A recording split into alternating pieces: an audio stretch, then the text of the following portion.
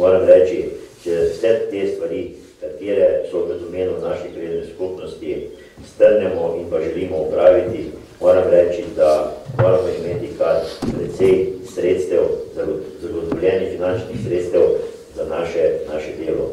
Uspevalo nam je za prodajo lokalov, tako da smo te stvari lahko pokrivali. Malha leto 2013 bo z tega naslova prazna. Mogoče bomo pa le našli še kakšen objekt, da bi ga prodali, če nam bo občina dala, da lahko mi s tem tržimo in da bomo spet lahko dalje še živeli in pa tudi delali. Ko poslušam vaše poročilo, jaz veliko hodim po krajevni skupnosti in res lahko rečem, da ni krajevne skupnosti blizu, ki bi imela takšne rezultate, pa še mogoče celo več. Hodim tudi po marsikateri občini, pripričan sem, da večina občin slovenskih bi bilo izredno ponosno, če bi se toliko dogajalo v krajevni skupnosti dovolj.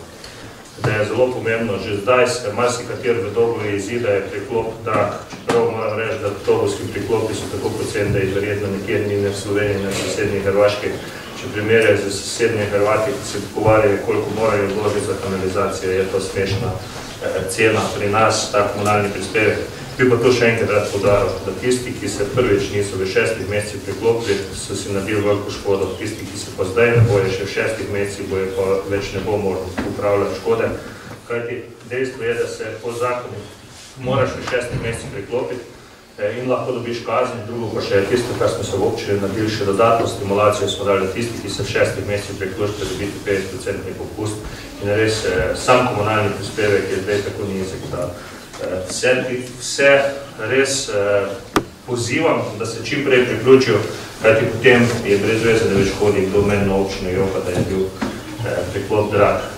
Dejansko situacija v občinah ni enostavna, čeprav ne bom rekel, da je zaradi tega občina Brežice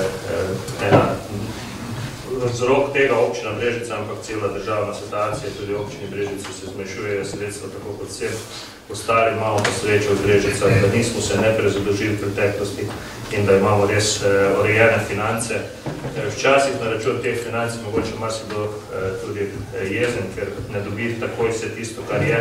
Vendar na dolgi rok se je pokazalo, da je to edina prava rešitev. Recimo vsi govorijo, da so male občine problem, vidimo pa, da občine kot Novo mesto so pred bankrotom in enostavno še za lansko leto ne morejo plačati račune in da si res ne predstavljam, kako je bilo potem, da še tisto, kar imaš narejeno, ne dobiš.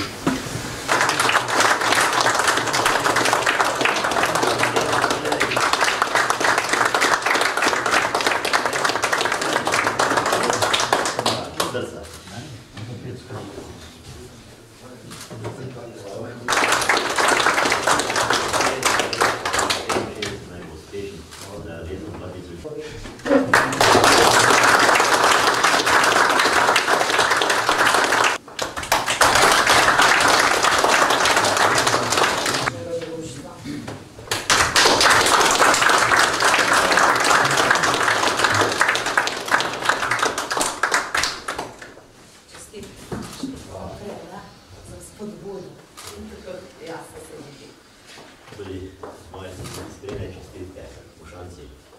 Jaz meni pa najboljši, najljubša čestita.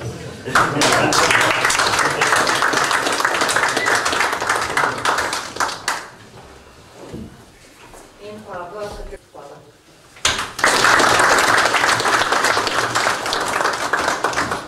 Hvala lepa predsednici Turističnega društva za izročena priznanja.